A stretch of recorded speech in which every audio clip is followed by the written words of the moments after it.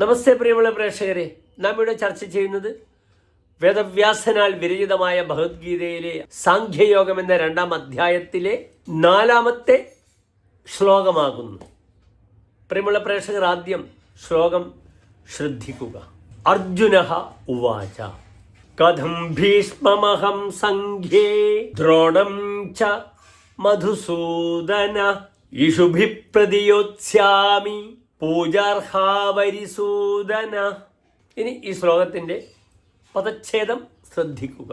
കഥം ഭീഷ്മം അഹം സംഘ്യേ ദ്രോണം ച മധുസൂദന ഇഷുഭിഃ പ്രതിയോത്സ്യാമി പൂജാർഹൗ അരിസൂദന. ഇനി ശ്ലോകത്തിൻ്റെ അന്വയം നമുക്ക് ചർച്ച ചെയ്യാം. അർജുനഃ ഉവാച ഹേ ഭോ അരിസൂദന മധുസൂദന അഹം സംഘ്യേ പൂജാർഹൗ ഭീഷ്മം ദ്രോണം ച ഇഷുഭിഃ കഥം പ്രതിയോത്സ്യാമി. ഇനി ഈ ശ്ലോകത്തിൻ്റെ സാരാംശം ശ്രദ്ധിക്കുക.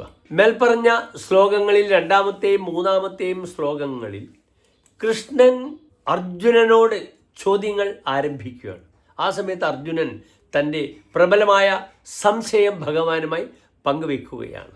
അല്ലയോ ശത്രുദമനനായ കൃഷ്ണ, ഞാൻ സംപൂജ്യരായ ഭീഷ്മ ദ്രോണാദികളെ എങ്ങനെ എപ്രകാരം യുദ്ധത്തിൽ അസ്ത്രങ്ങൾ പ്രയോഗിച്ച് എതിർക്കും?